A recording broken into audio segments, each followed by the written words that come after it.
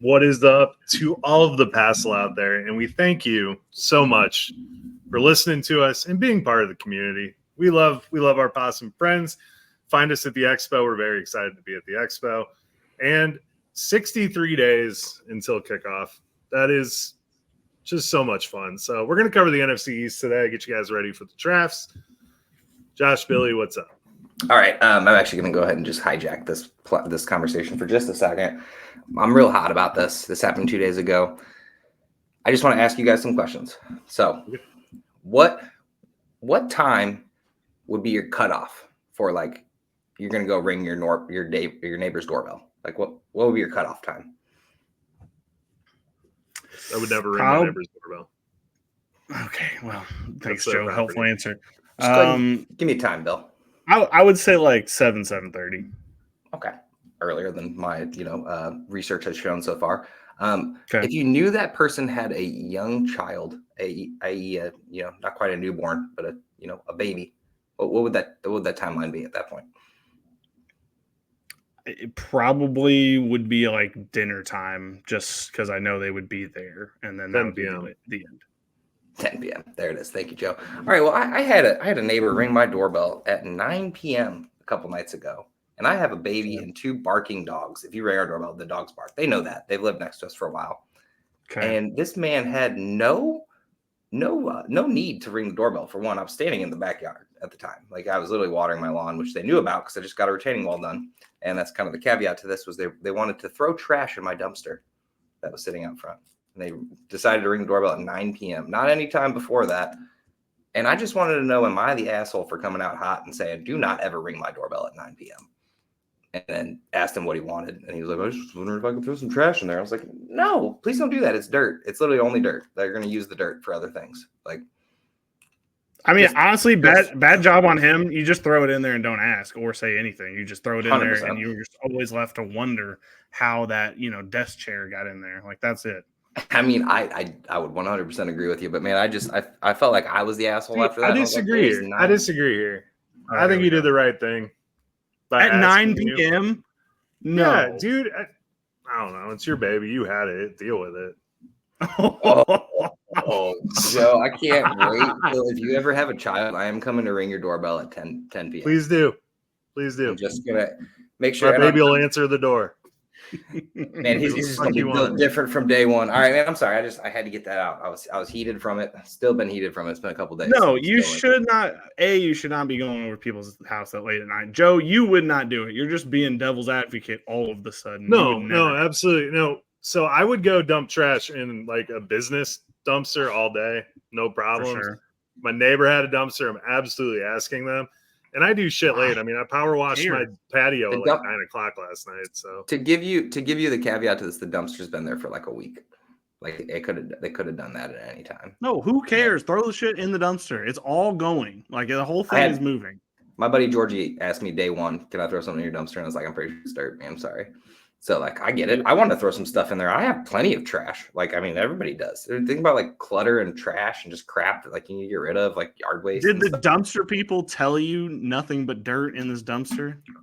Actually, they did. I did ask eventually about myself, but it was just like, I was like, please don't do that. Just don't do that. And also, don't ring my doorbell at 9 p.m. Like, that fucking baby, man. I would be super pissed if someone threw some shit in a dumpster that I'm paying for. I'd be like, you're throwing me 20 at least. Oh yeah, I mean, like, if they asked me, I'd be like, yeah, by all means, go for it. Had it been like a rehab job of like some drywall and there was clearly trash in there that they're totally throwing to the dump, absolutely. But it was dirt and rock, and they had it separated in the dumpster. Like, I checked because I actually threw something in there at one point. I was like, oh shit. No, I mean, I would definitely be heated if someone rang my doorbell even without having a child at 9 o'clock at night. I just don't like when people ring my doorbell at all, if we're gonna be completely honest. But to do once it they were asking about using the dumpster, I'd be like, yeah, that's cool. I'm glad you rang. Joe's a nicer neighbor than I am. I don't want people to talk to me. I don't care if people talk to me. Honestly, the only time a neighbor has come to my house was at 5 a.m. to falsely accuse my dog of barking. And I was like, what the fuck are we doing? She didn't bark. She's asleep in the bed until this guy comes and knocks on the door. Then she started barking because there's a stranger at the door at 5 a.m. and she's alerting us to a problem. So that's the only barking she had done. Guy comes over, we end up getting a apology note a week later. Because at least get an apology note. I'm not getting an apology note, but no, fuck that. I don't like that at all. First of all, don't falsely accuse. If you don't have evidence, no, just don't come to my house. It'd be different if your dog was a repeat offender and this man woke up and like was like that dog or whatever. But like, I agree. People hate dogs, and I mean, my dogs bark at 6 a.m. all the time, man. They get out there and they see a rabbit or something, man. They get excited. Is what it is. I'm just saying, don't falsely accuse people, especially a dog. Especially get my a noise dog. Machine like a baby if my you can't child. sleep. Yeah, definitely don't falsely accuse people, and then battering ram their door down and search their entire house. 100%. I don't know why I relate to that story. All right. Anyway, let's talk about some football. Anyway, I'm sorry. I get a little off topic, get a little heated sometimes. Well, we're joining the NFC East this week. Couple of good teams in this division. Josh, we've got at least an hour prepared for the Eagles conversation or part in this. But let's start with what is projected to be the worst team in this division, and that would be another pick by Joe. He just loves taking on these underdogs and these project teams, and that would be the Commanders. So, Joe, let us know what's happening in Washington. Okay, so just generally, so they got Dan Quinn there as the head coach. He brings over Cliff Kingsbury. Should be really solid. This team's going to be fun to watch, at least this year. They should be fairly feisty. So you get Jaden Daniels, who was the number one college quarterback last year in pretty much every metric. He threw for 40 touchdowns, rushed for 1,300 yards, absolute stud, and he just screams fantasy goodness. People are starting to catch on to Jaden Daniels right now. He's QB 11, going at 102. He is one of my favorite quarterbacks in this draft right here. I mean, hypothetically, I just want to throw this out. So 17 games in the season. If he gets 3,000 passing yards, 17 touchdowns, 10 interceptions, 900 rushing yards, and 7 TDs, that's 176 passing yards a game, which is about what Tyson Bagent did last year, and 52 rushing yards a game, which is what Lamar Jackson and Fields averaged. That's 286 points, which is a top 7 finish in fantasy football. So I think he could even do better than that with these weapons he's got. I am all in on Jaden Daniels this year. So I'm sure there will be some growing pains, but the rushing upside alone is extremely exciting. And at that value, that's a guy who I'm targeting. At running back, we got Brian Robinson and Austin Eckler. You got Chris Rodriguez still there. He could be a backup if one of these guys gets hurt.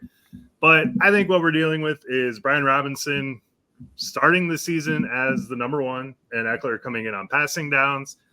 And I think we're just going to have a massive headache here.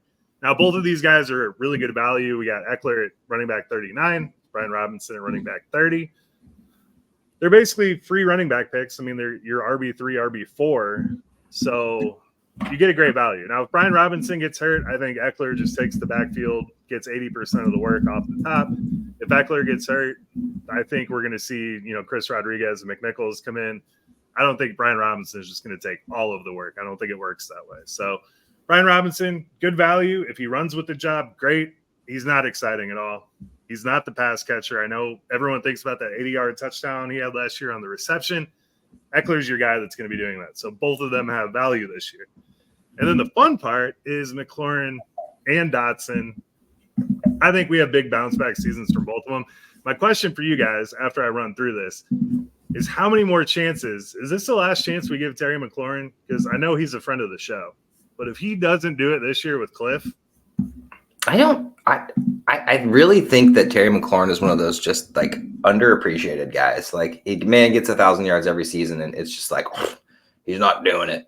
I mean, as your wide receiver 2 or even 3, I'm happy with Terry McLaurin. What he does is we love Terry McLaurin, man. I mean, he finished as wide receiver 30 last year. He's going as wide receiver 31. So, I mean, the market's fair on him. I think we see a huge jump in it because he's essentially the same size as Malik Nabers. Doesn't play exactly the same game, but I think Jaden Daniels is going to have he's going to be familiar with seeing that body type run down the field. And McLaurin's a stud. So I think we see a huge, probably the best season McLaurin's had. And then I expect a big bounce back from Dotson. I really do. Cliff Kingsbury is going to throw it to his guys. I mean, he uses a ton of 10 personnel. We're going to get 4 wide receivers out there. And I keep seeing these articles about Jahan Dotson with these underlying problems, and they're super well written, but they fail to mention 3 very key points. Sam Howell, number 1, is a sack of shit. Carson Wentz, number 2, is a sack of shit. And Taylor Heineke, number 3, is a sack of shit. Jaden Daniels is the best quarterback these guys have played with since their time in the NFL. And Cliff's going to throw the shit out of the ball to him. So, all right, a bit aggressive, but I'm going to go ahead and stop you right there. I'm not disagreeing with you, but I'm not agreeing with you either. I was going to say Terry McLaurin's biggest caveat was, if you look at his stats, and for the video audience, you can see this, but for the audio audience, there's 50 to 60 targets that are not catches on Terry McLaurin. I want to each year, pretty much. I mean, depending on which year you look at, 10 of those, 15 of those, sure, Terry McLaurin probably could have had. The other 30 are just uncatchable balls, like 30 to 40 passes that Terry McLaurin receives that are uncatchable.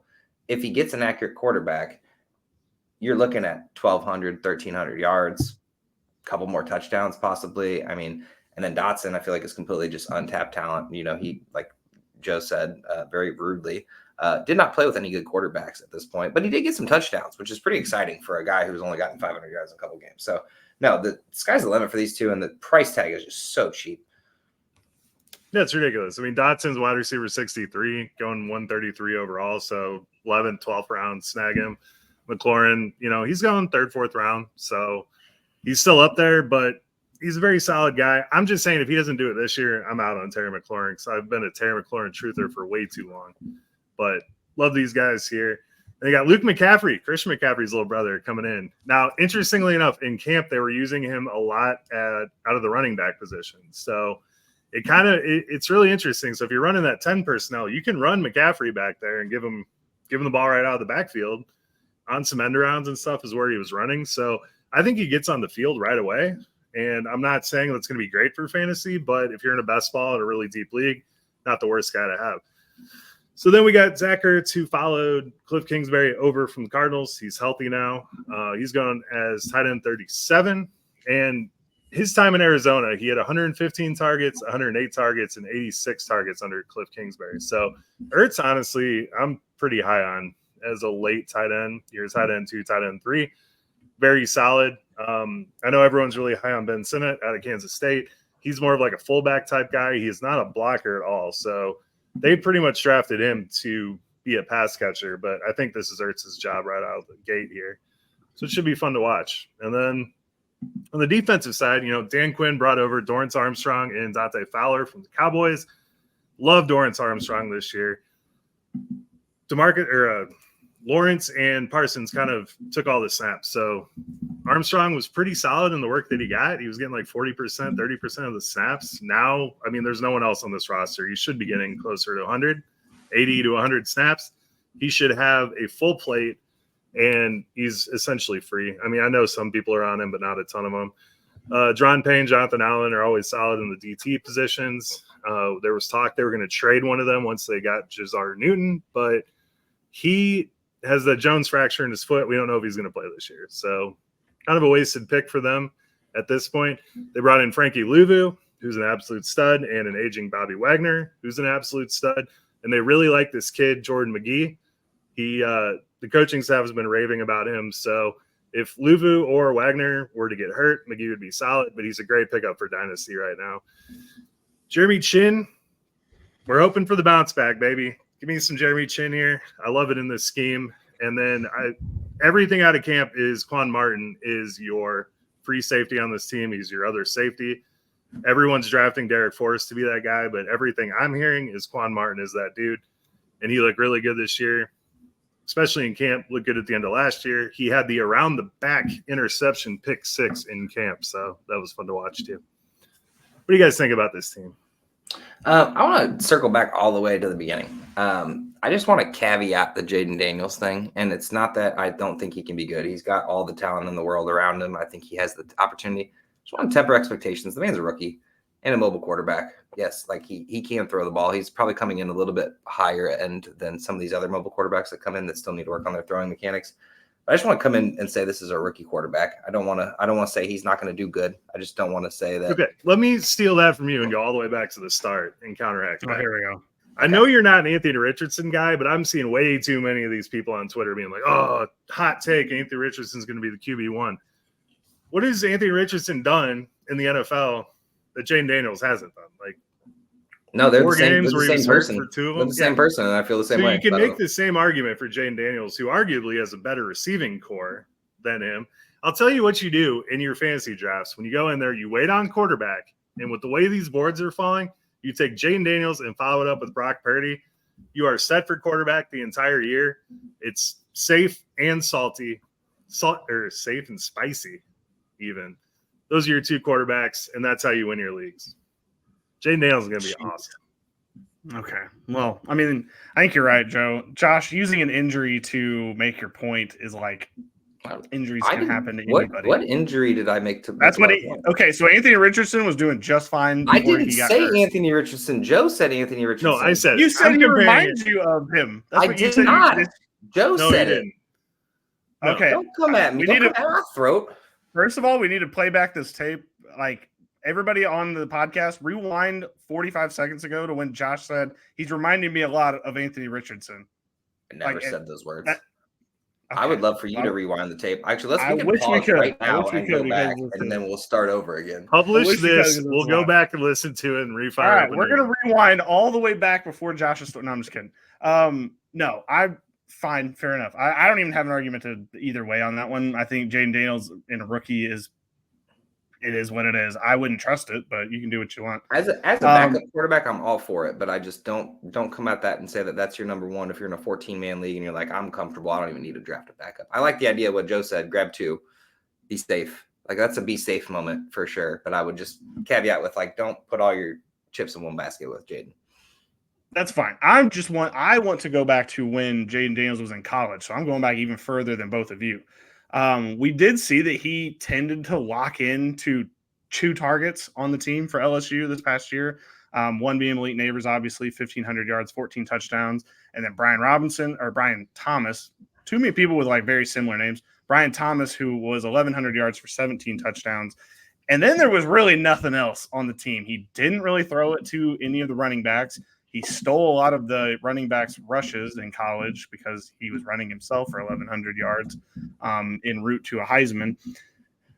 I just I would just trust McLaurin and Dotson, and I'd probably get out of the way. I mean, maybe Cliff opens up this offense, but even when he was in Arizona with Kyler, he kind of focused on either Marquise Brown or Hopkins and kind of wasn't really room for anyone else. I did like what they did with Trey McBride last year once they didn't have either of those options, but I don't know. I'm thinking this is going to be a lock-in situation. I think that there's going to be 2 people you want on this team. I think everybody's going to grab everybody, but 2 people are probably going to be relevant, and the rest of them, you're going to look back at the end of the year and wonder what happened because he locked into 2 people. That's what I see. And a rookie locking in and honing in on their favorite targets is not out of the question as something that could happen, especially in year 1. I don't disagree with it at all. You know what I do disagree with? The fact that Washington Commanders are worse than the New York Giants in Vegas odds. That's what's killing me right now. It's technically tied. Like okay. The same. All right, we'll allow it. Yeah. But still, under. On paper, I don't think this team is as bad as last year. Like, I think that they're better. Oh, yeah, 100%. That linebacker squad might be the best in the league. And then just coaching-wise, getting Riverboat Ron out of the equation and getting a new coach in is just a major boost up either way because this team's going to be, I don't know, more competitive. I think they were competitive last year. I mean, Josh, you said the Commanders are one of the teams you actually respect in this division because they're always going to give you a game. Yeah, they're always going to give you a game. So I think with that pedigree and then with just the additions they've made, I mean, I think they're even going to be more competitive this year. I will say one thing about the quarterback here is he's better than Sam Howell. Yeah, we got that going for him. Sack of shit. Jesus Christ! I know you got sacked a lot, Joe, but man, Jesus. I like the sack shit though with the sacks. I mean, it's pretty funny. I like how much you don't like him. All right. Well, the over/under for the Commanders is 6.5. I say over. Smashing it right now. Well, I need to hear Tampa Bay Buccaneers. Then they go the Giants, the Bengals, the Cardinals, the Browns, the Ravens, the Panthers, the Bears, the Giants, the Steelers, the Eagles, the Cowboys, the Titans. Week 14 bye. New Orleans Saints, Philadelphia Eagles, Atlanta Falcons, and Dallas Cowboys. Yeah, I'm going with 7. I think they can get that. That doesn't seem easy to me. Like I say, there's like the Panthers are on there. That's probably a gimme. And then the division, they'll probably steal like 3 or 4 games somehow, some way. Maybe against the Giants, and then one off of the Eagles and the Cowboys. I don't know. I think they're gonna be right around 6 or 7. I mean, that line's that's a Vegas. That's a dime by Vegas, I think, right there. The NFC East doesn't have the hardest schedule this year. They got some easy divisions that they're playing because they kind of match up with divisions, the AFC South and the NFC South as well. Well, they have like the Bears, which I think the Bears are better than this Commanders team. And I don't know. But it's technically like, I'm not saying they're gonna win, but I'm saying it's a winnable game. It's not like that's an L type game. Like, you know what I mean? Like, there's a lot of those. Like there's a lot of those flip flop games. I think they're going to be going into a lot of games, like even like Buccaneers week 1, where you're just like coin flip, probably. Like, I could see him winning, I could see him losing. I don't know. Steelers. Yeah, that kind of situation. Like, maybe I'll go over. 7 and 10 would not shock me, so I'd probably go over. I'm gonna go under. Okay, wow. Joe usually loves the underdogs. I'm shocked. Yeah, I think this team. I love the base. I love what they're building there. I think Dan Quinn's gonna have this defense ready to play every week, but the schedule. Interesting. Okay, well, I'll go next so I can save Josh the end of the podcast to talk about what he wants to talk about, and that would be the Eagles. So I will talk about the Cowboys. QB Dak Prescott, QB 9, going 95 overall. Seems about right. That's about the time that people are going to start taking quarterbacks, or they should start taking quarterbacks. Obviously, we're going to see quarterbacks flying off the shelf much earlier than that.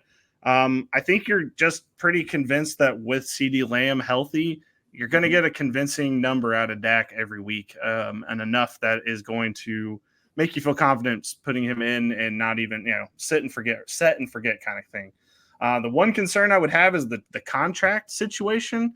I don't think he's going to hold out. That would be crazy to me. But at the same time, the Cowboys are kind of backed into a corner with this Prescott and Lamb situation because they didn't pay either of them before the number went up.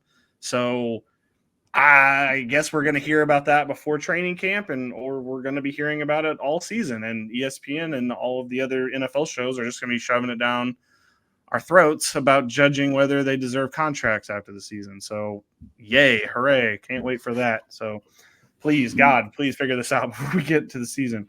On to the running back position, which the Cowboys have just decided that they don't care. They don't care about running the football, and they made that pretty evident. Zeke Elliott is going as RB38 right now, 126 overall. And then I just brought up Rico Dowdle too, because he's RB43, 141 overall. I don't think you're going to get a big amount of production out of either one of these guys. It's going to be a committee. I am unclear as to what the actual plan is here. Zeke Elliott looked fine for the Patriots last season, and I think if you just needed him to come in and be like a bulldozer, first down getter, touchdown, goal line guy, you're probably going to get your money's worth out of Zeke Elliott. And for fantasy, I don't know what to tell you to hope for. I think you're going to be taking him as a value, but later than you normally would. I think you're just going to kind of hope one of your buddies takes him in like the 7th round because of the name value alone and because he's a quote unquote starting running back. And you're just going to have to hope for it. But I would highly recommend not being that guy. Don't be the guy who's taking him in the 7th or 8th round, hoping that you're going to get that kind of production out of him, because I think that's a little short-sighted because we're not looking at the same Zeke Elliott. Who won between Zeke Elliott and Tony Pollard? I think we all lost. I know that was a big debate 2 years ago. I said Pollard won. You guys were on Elliott. We kind of went back and forth all season. It looked like Pollard won because Zeke left.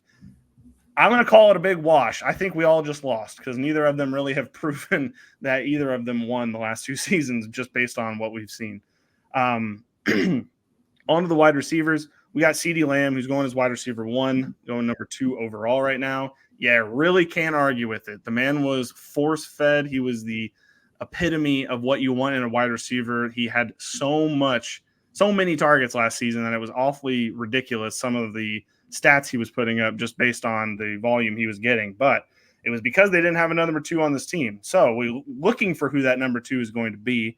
We have Brandon Cooks is our first suspect, wide receiver 58 currently, 119 overall. Jalen Tolbert, wide receiver 86, 201 overall. Ryan Flournoy, wide receiver 111, 261 overall. And then Jalen Brooks, who's come on strong here, wide receiver 120, 293 overall. I wish I was about to tell you who the wide receiver 2 on this team is about to be, but I frankly don't know, and I don't think we're going to know until training camp happens, because I think that's where the dominoes are going to start to fall, and we're going to start to see who's who and what's what. I think right now, if I had to make a call, it would probably be Brandon Cooks, and then I would bet it would be Jalen Brooks just because of what they were talking about during OTAs. But I personally like our fellow SEMO grad. We all, went SEMO. Ryan Flournoy, that's probably who I would go for. He is getting drafted as the 4th highest on this team right now. But frankly, this is just a hot mess, and I'd love to get your all's take here in 1 second. But then I just want to mention tight end Jake Ferguson going as tight end 985 overall. I would like to say that he's going to for sure get that amount to where he's worth that tight end 9, but it's so much of a crapshoot around that 7, 8, 9 tight end spot to where if you were missed out on the first 6, Jake Ferguson is the kind of card you'd want to be holding to maybe get that bump up this season. So with all that being said, guys, wide receiver room, past CeeDee Lamb, what are your all's takes going into this offseason? I feel like Brandon Cooks is the easiest suspect to say. I don't like his ADP, but he has done it for years. Obviously, on the tail end of his career, not quite done yet. I think that there is a chance that he could do a little bit better than he did last year. He did play the full season, only had 700 yards. I think it's Jake Ferguson. I know that we don't usually count tight ends in the receiving room, but this man, I actually disagree with the fact that tight end 9 seems a little low. It's literally what he scored last year, which is perfectly fine with me. Jake Ferguson would probably be my late round tight end that I'm going to be grabbing everywhere. I would love to see Flournoy. Obviously we don't see many SEMO pass catchers or, position players. We usually see offensive linemen, Southwest Missouri, but I'm interested in a late round flyer on any of these guys. I saw Jalen Brooks is going real high. Everyone's picking him up in Dynasty right now because of the news that's coming out. I want to remind you that that's camp news. I don't know if you guys remember what camp news is, but you can buy it. It's Dynasty. There's not much option. There's not much movement right now, but I just don't get your hopes up as long as that's just might as well pick up. Speculative ad. Speculative ads are always fun, but I just don't want people to be like, I got the new guy.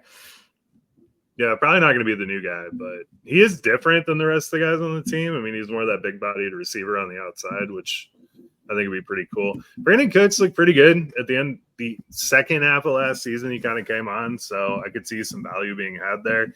And I agree with Josh. I think Jake Ferguson's your number 3 on this order. But Jake Ferguson's the guy where if he was on any other team, he'd be like a top 15 tight end, top 18 tight end. But since there's no one else on this team, he gets force-fed targets. He's not impressive, but he puts up fantasy points, and that's all we ask for.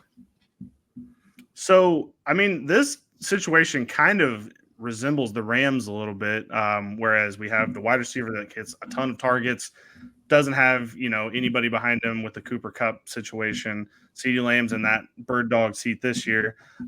Is there any of these guys not named Brandon Cooks? Because I don't think that would be overly shocking, but between Tolbert, Brooks, and Flournoy that could have I'm just going to keep breaking up his name, but Puka Nacua type of situation here.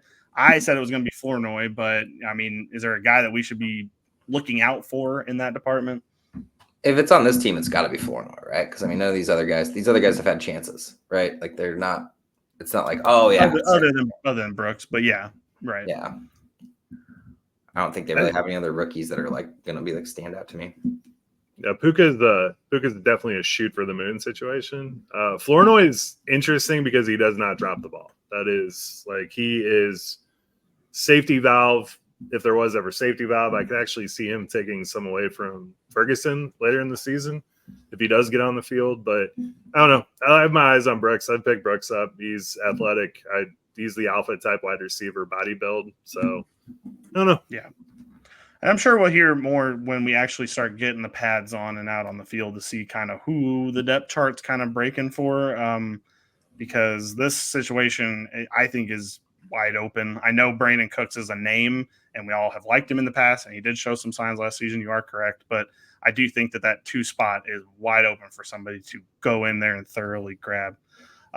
Just want to touch on the defense real quick. You also obviously have your big names, Micah Parsons, and they picked up Eric Kendricks, which I mean is going to be a tackle machine, I think, for this team. Donovan Wilson and Malik Hooker, both great safeties, good options. Maybe not your high-end number one guys that you're going to want, but they are definitely usable in most situations. And then you have DeMarcus Lawrence, Mozzie Smith, and then the new guys, Marshawn Nealand and Maurice Lufau. I don't know how to say that last name. He's from Notre Dame. I do know that. But he has a chance to come in there and actually play right away. I do think Damone Clark is like, they just kind of, I feel like before training camp, they just kind of always put Damone Clark's name up there and just, we'll see what happens. Like, it's always like, all right, who's on our depth chart this year? And they just toss his sticker on the board just to be like, well, we got Damone Clark up number one, but we got these other guys we're excited about. So I do think that that is an option for camp for somebody to come in and take that role. Cowboys are 10.5 over under. Can I circle back on something real quick? Okay, here we go. Yes. Okay. I like Zeke.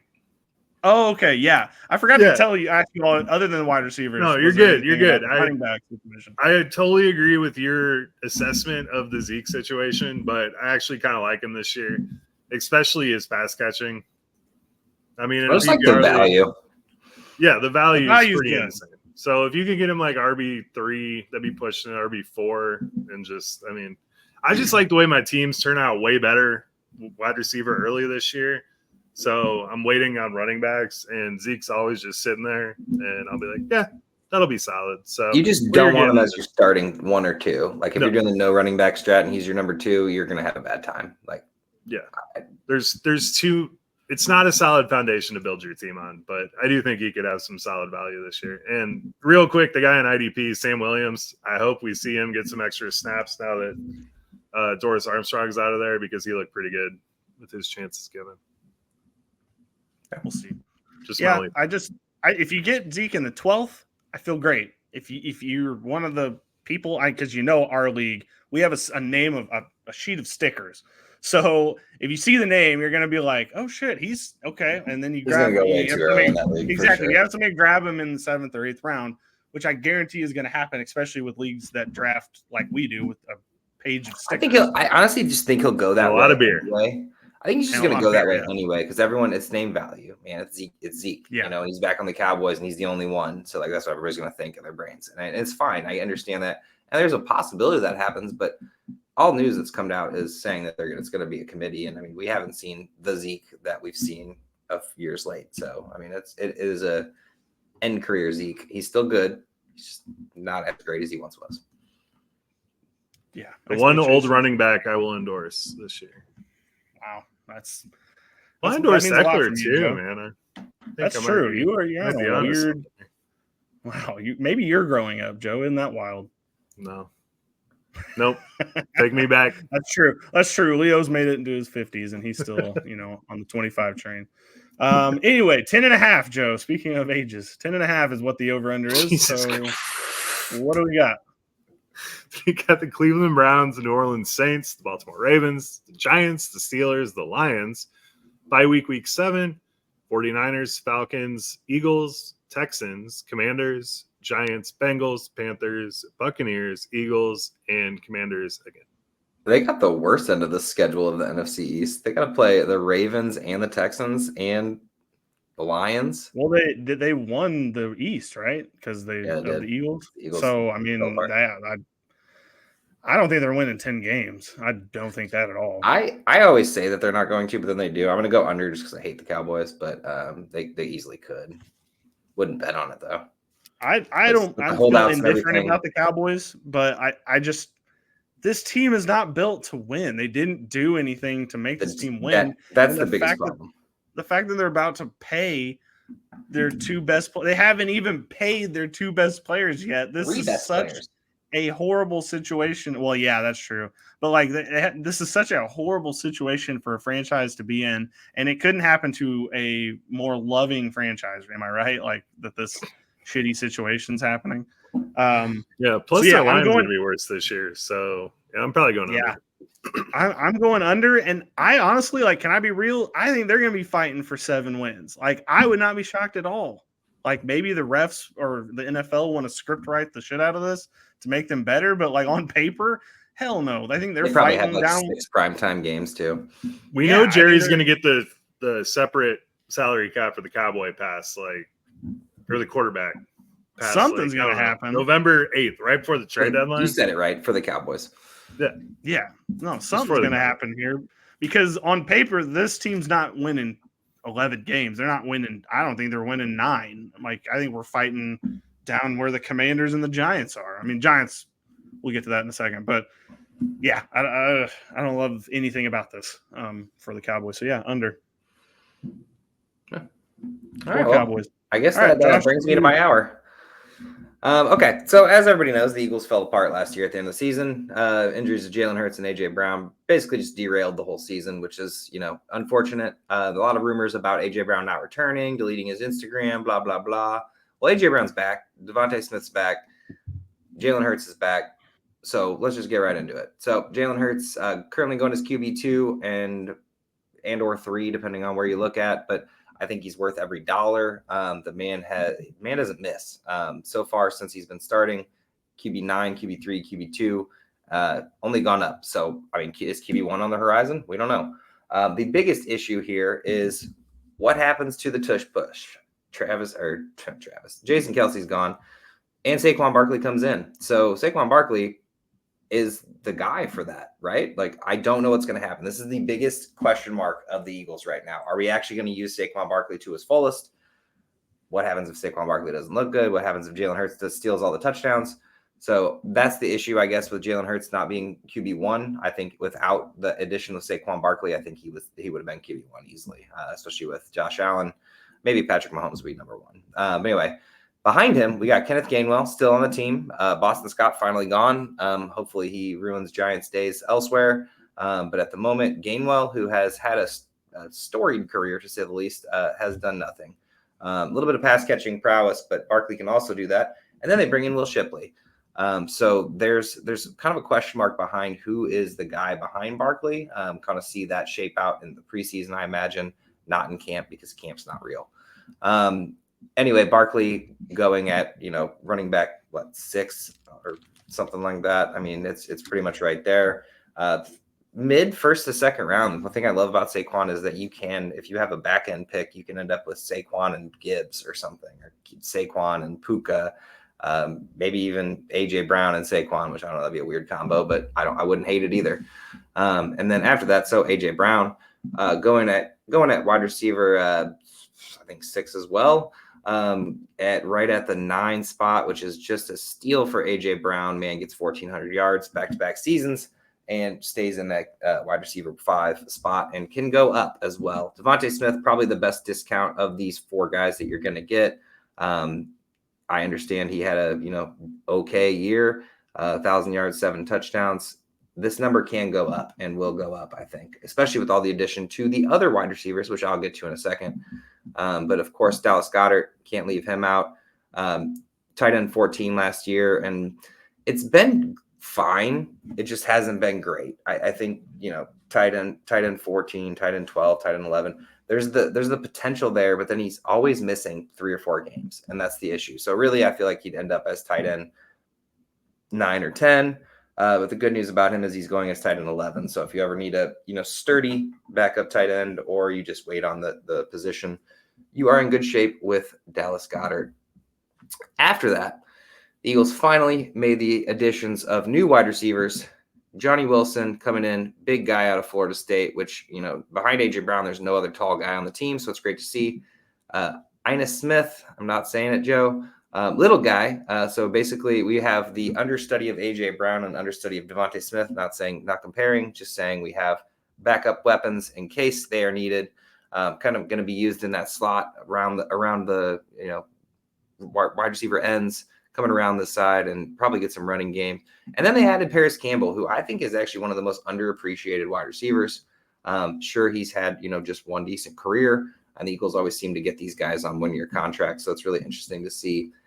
The biggest question is who gets the wide receiver 3 slot, and I cannot answer that question. I would have to. I'll tell you what it is. Ina Smith, but Paris Campbell will probably see the field as well. Will Shipley will probably see the field a little bit. There'll be some 2 tight end sets, even though we don't have a second tight end. But anyway, you're anywhere you draft these guys, the value's there. You can draft AJ Brown in the first round. You can draft Jalen Hurts in the second or third. You can get Devontae in the third, and I think that's probably the best value out of them all. And then Saquon in the second. I mean, they're valued perfectly, and you're not going too early by any means on any of them. So, what do you guys think about the offense? Oh, they're going right where they need to be. Very excited about this offense.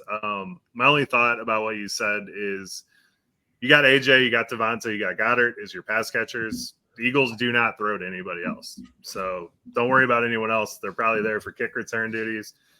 That's my opinion on it. And then I think Saquon would be absolutely pissed off if they brought him in and then did the tush push. So, one, you got to keep Jalen Hurts healthy. Two, you got to keep Saquon Barkley happy. I love Saquon this year. I'm all in. I think what the addition of Saquon does is it keeps the QB draws out, which they did way too many of last year. And I think that was one of the biggest caveat. Every time I saw Jalen Hurts running for 2 yards to the right end for no reason, like just putting him in peril, like the tush push, sure, it actually it served a purpose. We got the first down, we got the touchdown or whatever, and it didn't miss mostly, and that was a good thing. But now you have Saquon, just run the ball. I would just love to see us use a running back the right way. That's the biggest fear that I have with Saquon. But yeah, I'm so terrified of Jalen Hurts after having him last year on the tush push. I loved it for fantasy, but I was just like, he's going to get absolutely accordioned on one of these jumps and pushes. Hasn't happened. I hope it doesn't. But I was more worried about the outside runs that didn't go anywhere. Like they did nothing. Like it would have been better off just handing the ball to Gainwell or Boston Scott getting 3 yards. Well, so this kind of brings me to my question for Josh and for Joe too, I guess. Kellen Moore is the new offensive coordinator. How do you think that changes how this is going to play out? Because Kellen Moore has never really had a rushing quarterback. He's had Herbert and Dak Prescott before that. Neither of those guys are athletes like Jalen Hurts is. Do you think it's going to be more of a pass-happy system, check down situation, or do you think we're going to try to do a little bit of a hybrid? I'm curious. I think it's going to be a hybrid. I think you got to play to Jalen Hurts' strengths. He still can be a mobile quarterback. I don't think they do as many designed runs, but I think they do a lot of scrambles, which is one thing we did not do last year, was a scramble to where he could run, but he could throw it or check down. So I think that'll be an option. So there'll be a lot of scrambles to the right and Devontae Smith running with him, and then he decides to run, and then Devontae Smith's a blocker, and then you add in that blocker aspect. That was one thing they just did not do last year. So I think they'll use his legs to get him out of the pocket, but I don't think they'll use him as a QB draw with no other option. I think it'll be more of QB options. And honestly, that is one thing I forgot to mention is we do have new coordinators. And last year, after getting them both poached, it did hurt a lot more than we, let on, really. I mean, the fact that we did what we did was pretty great, but it wasn't good enough, clearly. True. Yeah, I just think for the Eagles to take the next step, they have to become a little bit more pass happy as a team. It's something we've seen Hurts look awesome throwing the ball, but we haven't seen it consistently. I think that's what Kellen Moore brings you with his offense, kind of open everything up. So I think that would be important. And, Dak, he did have Dak run a little bit, Dak's rookie and sophomore year before he fractured his ankle. So I think there's an opportunity. And, thinking back on those games, the way they blocked it, Dak had a lot of running space. So Hurts can probably really kill it on the outside. Yeah, I think it just needs to be safe runs is what it comes down to. Yeah. And Hurts knows how to slide whenever there's there's no play to it. But it's like when you run right at the line of scrimmage with a linebacker screaming on the edge, it's just dumb. Anyway, getting into more of the, specialty players, the offensive line, yes, did lose Jason Kelsey, but is still ranked as the linebacker offensive line number 2. So still has some talent there. Lane Johnson, Mulata, Dickerson, Cam Jurgens, and then the biggest weird spot is Tyler Steen, Hennessy. Who's going to take that 5th slot? I don't really know yet, but they'll figure that out in the interim. And then the defense actually got pretty interesting. Obviously lost Hassan Reddick, huge to it, but honestly, I think it was a smart move for the team. They could not pay what he wanted to be paid, and him holding out in the Jets right now proves that he wanted his new contract. So, of course, you have Jordan Davis and Jalen Carter, and then they love Milton Williams behind that. And then a lot of edge rushers that I'm really interested in, but I have no idea who it's going to be. But I think it's going to be really good value for IDP. You got Bryce Huff, Brandon Graham still there, Josh Sweat, and Nolan Smith. And then they drafted Jalix Hunt, who's more of a project guy. I don't think he's really starting right away, but in the future, in Dynasty, I think he's worth the pickup and worth the stash. I don't really know who the guy's going to be. Bryce Huff had his huge season last year, and everyone assumes that he's going to be the guy. Josh Sweat actually did really good alongside Hassan Reddick. I think there's a lot of hate on him. Also changed his jersey number randomly to 19. I don't know what that means, but it could be good. And then defensive backs, Gardner Johnson comes back again. Happy to have him. I felt like we did him real dirty after having the most interceptions in the league 2 years ago. And then Sidney Brown, who kind of loses his spot, but I think will also kind of slot into that nickelback slot a lot. And then drafted Cooper DeJean, adding in Quinyon Mitchell. Still got Maddox back for another year, who might get cut. But like the defensive back and wide receiver depth were the two things that they targeted hard in the draft and in free agency.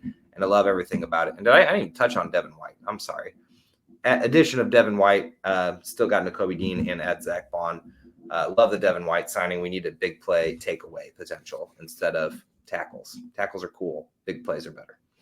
And Trotter got drafted him too. And drafted Jerry Trotter, but that's not a right now thing. I would love. No, but it's cool that they drafted.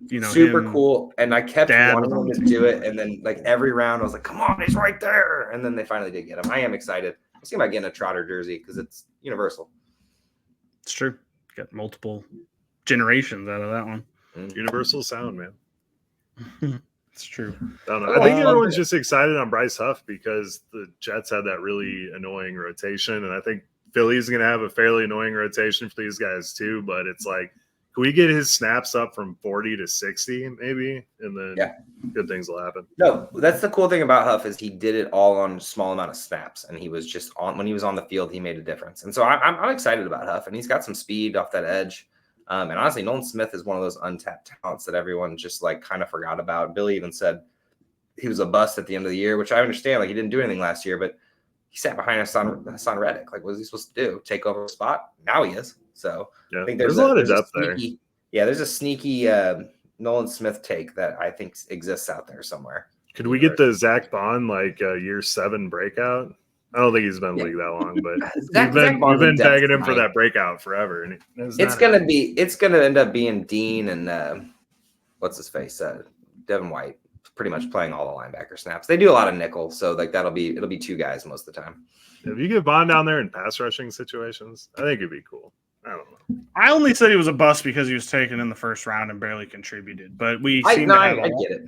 We have a long history now of that happening with pass rushers, and I don't get why it happens. So it'd be different if they used him and he didn't do anything, but they just didn't use him, and that's not because he was bad. It's just because they had pass rushers. Because like I'm thinking of like the Chiefs did it with Nduke Uzama. The Jets did it. Will McDonald. Yeah, that happened. I don't know. It just seems to be a weird thing with edge rushers, but whatever. It happens, and life goes on. Shoot or shoot, Bill. 10.5, Joe. 10.5. We got the Packers, the Falcons, the Packers in Brazil, by the way. So buy your tickets now. Can't wear green. Yep. Falcons, Saints, Buccaneers, week 5 bye. Browns, Giants, Bengals, Jaguars, Cowboys, Commanders, Rams, Ravens, Panthers, Steelers, Commanders, Cowboys, and Giants. I love our schedule. I'd smash the over. I had 6-0 to start, and then they play the Bengals week 8 because the bye. Like that's could be a win. Still is the thing. Like I don't see under 10. Somebody in this division is going to win 11 games, and since it's not going to be the Cowboys, for me, I guess it's going to be the Eagles. I love the Eagles this year. I also underrated signing Kenny Pickett as a backup quarterback. We had Mariota last year, didn't do shit. I'm just saying, he needs to learn. He needed to learn when he came into the league. He should. It's just funny how much you shitted on Kenny Pickett throughout his career so far. Yeah, he's a backup quarterback. For him to be put on your team, it's just funny. I'm not upset about the Kenny Pickett. It was Ritter I hated the most. Fair enough. Oh yeah, nobody wants Ritter. Okay, let's get on to our last team and probably the worst team in this division. That is the Giants. I'll start off. Daniel Jones going as QB 27, which is not a starter in Superflex even. So that should show you where people are at on the Daniel Jones experiment. He's going as 195 overall.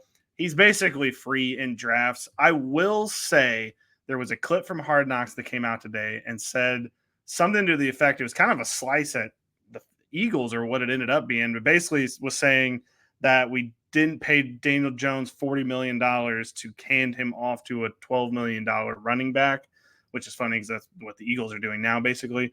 But guys, I'm just going to say you kind of wasted the money spending that on Daniel Jones, and we all know it.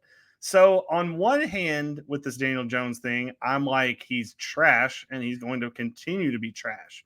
But on the other hand, there's a player with his back up against the wall. There's a coaching staff / GM with his back up against the wall. So if this doesn't work, there's going to be a mass firing in the New York Giants front office. So on that end, I'm like, maybe this is a desperation, buy low situation where maybe something could happen. But I won't be having Daniel Jones on my team because I think he's trash. But I could see both sides of the argument here, because when you put somebody's back up against the wall, sometimes they can fight their way out of the situation. So I think that's kind of what we're looking at here.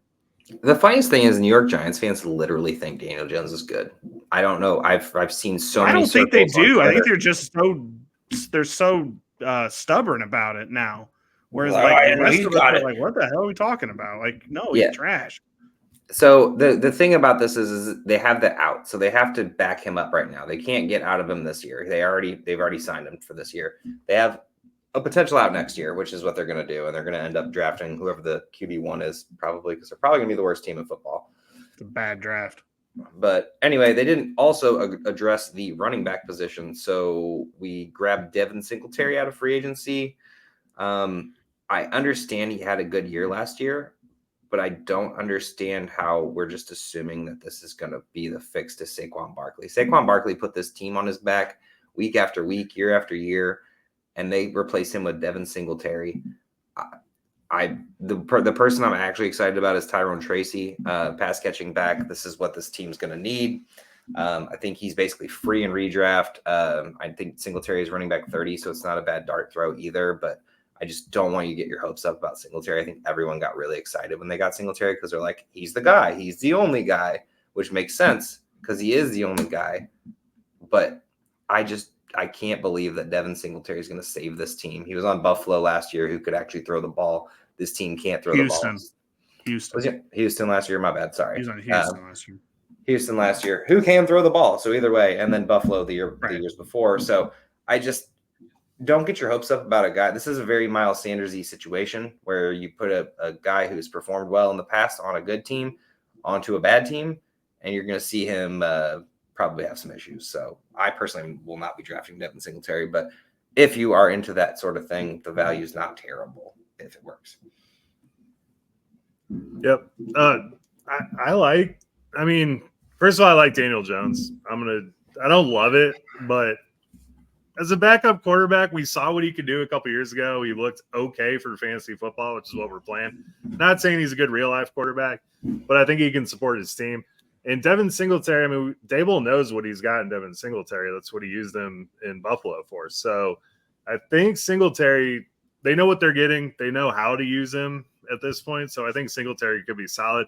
I do like Tracy. I think he's going to be more. He was a receiver in college for a while. So I think he's going to do that. He could be returning kicks. So he should get on the field more once they see what they have with him. So I like him, but I still think Devin Singletary is your one, unless someone gets cut or they bring in Kareem Hunt or something. So I don't mind Singletary for where you're getting him. Again, it's like the Zeke situation. It's not go out and get Devin Singletary. It's like if he's there, he's going to get the ball, at least initially to start the season. I really just think Tyrone Tracy has a DeAndre Swift rookie season where he just comes in and just gets all the pass catching and gets, 300 rushing yards or something, but then like 600, 700 receiving yards because this team is going to be down a lot. Be a lot of dump offs. I know Singletary can catch the ball as well, but it's not like what he's known for by any means. So Joe, you would be terrible at The Bachelor because you can't give a rose to everybody. Saying you like Daniel Jones is like handing out the rose to like the 18th girl, knowing damn well she is not in your favorites by any means. Like I hate you like. Okay, I hate and love this Bachelor reference. Joe. You like him from a distance, Joe. Yeah. No, I do like it from distance, but I'm in so many damn leagues, Billy, that I have to take him some places, you know? Okay. I'm just saying you Like, don't I have like to him. take him some places. And I mean, you get Malik Nabers, who I think we'll get into that in a second. I think is going to be pretty damn awesome. So you get him a good wide receiver. The line's better this year. You get Devin Singletary, who they know how to use. I mean, I think things could happen that aren't horrible. Okay. Joe, by the way, I totally see through what you're doing here because I know this is just setting you up to get to the wide receivers, and you're going to explain why you like them. And you have to say that you like Daniel Jones to like the wide receivers. I don't have to say I see, like Daniel I Jones. see clearly what you're doing here, Joe. Go ahead.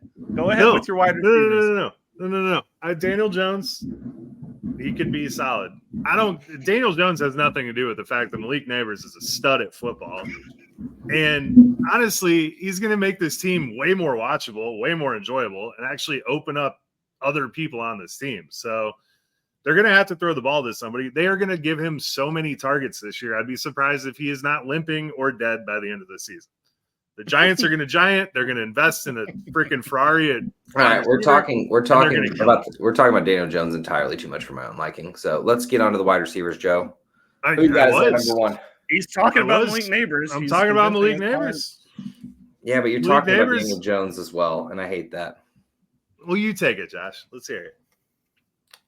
I think he's really good, and I think he's going to be really good next year. Yeah. No, I think he's going to be awesome this year. He is a steal where he's going in the end of the third, fourth round. I would love to start off with him as my third wide receiver. I've been doing it a lot of places. He's going to kill it. He's going for over 1,000. He's getting at least 8 touchdowns and probably getting over 100 grabs. He's going to have a killer season. Everyone loves Wan'Dale Robinson. He's not it. Darius Slayton is great in best ball whenever he goes off. And Jalen Hyatt is a solid compliment to him. I like the way this offense looks on paper. So at least if they kind of go play football after Nabers in the draft, to me just doesn't make sense. Like I'm seeing too many good receivers after Nabers to be taking it. No, that's my issue. I'm not saying I understand your Ferrari in the garage conversation or whatever. And Malik Nabers is scoring more points than Christian Kirk this year, and I love Christian Kirk this year. Is there a fireball bet? As I said, is that a fireball bet? Oh, yeah, immediately. Yeah. Wow. We already have a Malik Nabers fireball. Joe, and with you 1,308 touchdowns. Kirk, yeah. Okay. And you know what? And let's caveat it. I want a double fireball bet. I'm taking McLaurin over Nabers as well. Okay. I'm just looking at the want to list. make it a triple and throw some other random wide receiver in there? Yeah, let me pick one more. Jaden Reed. Okay. Jaden Reed? Wow. Okay. 100%. That's a take. All right. Joe, continue on. Sorry. Don't worry about him distracting you. Please just continue on. No, you're good. Okay, so summarize, Malik Nabers is a stud. Darius Slayton and Jalen Hyatt are great in best ball. I hope Jalen Hyatt takes the next step this year. Who knows? I've been drafting him a lot. He's a value at this point, too. Wan'Dale Robinson has shown flashes. I mean, there's stuff on this team that's good. I mean, great receiving room, honestly, but yeah, it could be pretty solid. And Daniel Bellinger and Theo Johnson are going to be really interesting to watch who wins that job. Bellinger's got the lead going in. He's the vet, but Theo Johnson is a freak of nature athlete and could easily take that over. So this is like a wait and see team, but draft Malik Nabers is all I'm saying. For your own mental health, I would say. I knew where you were headed with that, Joe. As soon as you liked Daniel Jones, I was going to try to figure out why you liked him, and I was like, you know what? It's no. I want you to separate that because I actually think that Daniel Jones is going to be finished better than he's being drafted in fantasy right now. And for as many damn super flex leagues that we're in at this point. Well, theoretically, 27, it means he's not even a starter. He does have a good shot of maybe finishing higher than 27, the QB 27. Yeah, I love his value at the QB 3 that you can draft him at because he's not good. Yeah, one of the bottom 5 QBs in the league. There's stuff to like. This team's very Lock then because Drew Lock. This team's going to be pretty good once they figure everything out. Next year, not this year. Next year, sorry, when they get a quarterback. Love you, Joe. On to the defense. We got new edge rusher Brian Burns here. We've always liked him down in Carolina. I wish we were saying he was going from one shitty situation to a better one, but it seems like it's kind of a lateral move in the shitty department. I actually disagree because he has a running mate now. him and Tibbs are gonna have Well, I a meant the good time. team as a whole being better. Yeah, Like clearly. this team is no better than they're a smidge better than the Panthers. But And Dexter Lawrence in the middle there. That's a solid D line, honestly. the defense is fun. The defensive part is good. The team is going to suck. There's two more good players. Yeah. Yeah, Bobby O, solid. Dexter Lawrence, solid. Kayvon Thibodeau, I hope we can see more this year. I think maybe with Brian Burns side by side, they might be able to actually gather more. Micah McFadden was really solid. Glad he's going to get a chance. They added Tyler Nubin from Minnesota onto this team. Minnesota, the college, not from the Vikings. In the draft, which I think he's going to get a chance to start right away. And then Jason Pinnock always seems to be a guy that's floating around in your, upper echelon of the safety. So that's always good. Any other guys on this team that you guys wanted to mention? No, you pretty much nailed it. I'm pretty excited about Tyler Nubin though, because he comes into a spot where safeties have really succeeded in the past. And I mean, I know he's a rookie coming in, but honestly, I feel like rookie safety is probably the safeties are probably one of the best rookies to have. Or at least right off the get-go. I mean, defensive line, as we talked about, kind of struggle. Wide receivers can be hit and miss. Running backs can, be buried, or quarterbacks can be buried, or quarterbacks can get thrown in too early. But safeties always seem to there always seems to be 2 or 3 breakout safeties, and that's what I love to get in late in dynasty drafts and or just IDP drafts in general, because nobody's really thinking about the unproven rookie who just comes into a great situation. That's true. No one else, Joe? I feel like you always have like a Boogie Basham up your sleeve or something. The Boogie Basham. No, not at all. I He's will going to say, get roasted on the back end of the defense, so that linebacker wouldn't work. McFadden's get basically free in drafts as well. I've gotten him everywhere and gotten him out of free agency into a couple leagues, so should be pretty cheap there. And I know that Bobby O's the number one, but there's McFadden was putting up points last year. Check your waiver wires, peeps. All right. The over-under for the Giants is 6.5. All right. Vikings, Commanders, Browns, Cowboys, Seahawks, Bengals, Eagles, Steelers, Commanders, Panthers, Week 11 bye. Buccaneers, Cowboys, Saints, Ravens, Falcons, Colts, Eagles. Good little ending for them, but it's going to be a rough season to start, so under. I see this team kind of like the Jets last year, where like the offense is kind of lost. They have good players, Garrett Wilson, Malik Nabers. Like there's a chance, but I don't think it's going to work out because the quarterback's not good. So I'm going to go under as well. But this defense is going to keep them in games that they have no business being in. I do like the defense a lot, honestly. The Brian Burns pickup was stellar for them. But yeah, Joe, you going over? Just go ahead and do it. No, I'm going under, which is why I think this offense is good to buy into. Because they're always going to be down. Like I said, I think you're saying that. You're saying that, but the defense, I think, is going to be good enough to not have them down. On the back end of that, with Deontay Banks and Nubin, Nubin's a really rangy kind of free safety. Bennick's kind of the same guy. They're going to get toasted unless this line can put any work in. They're going to get absolutely I think they will. They have 2 premier edge rushers. I think 10 sacks for both of them is easy. Yeah. I guess I understand that the passing will, it's going to need some time to mesh. I do agree there, but I think the defense is going to keep them in this a lot. No, the front seven's awesome. I just think they're going to get burnt, and the team sucks, so they're going to be thrown a lot. Well, I'll tell you this: they're not going to win with in you a guys. shootout. I know. I'm just saying I don't think this team's going to win in a shootout with Daniel Jones. I mean, we're going to go over.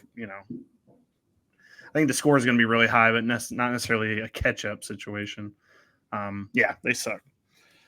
All right, well, I think it's pretty safe to say we have the Eagles winning this division, and no, that is not us sucking up to Josh. I actually thought this division was going to be a little bit better than it ended up being, as we've talked this through. I actually don't think this is a very good division. I'm hopeful for the Commanders, but I think the Giants and Cowboys, on paper at least, are very disappointing teams. And I will say, if anyone wins this division and it's not named the Eagles, it's going to be the Commanders.